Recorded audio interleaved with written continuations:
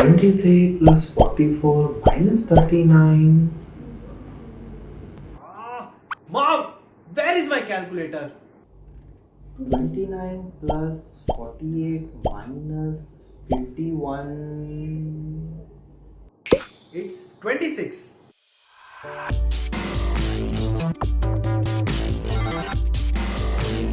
So hello everyone, welcome to the Wisechamps channel. My name is Guru and today we are back with another amazing video on how Abacus students are different from normal students.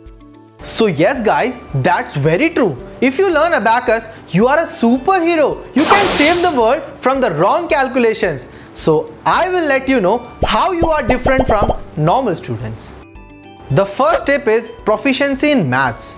Normal students might feel maths difficult, but it is not. If you learn it correctly, if you are pro in Abacus, then the calculation is the easiest game for you. With the regular practice on Abacus and visualization, the child becomes far capable to perform mathematical calculations mentally. The second tip is boost concentration and memory.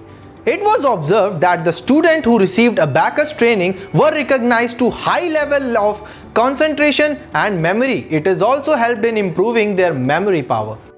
And the third point is enhancing logical understanding.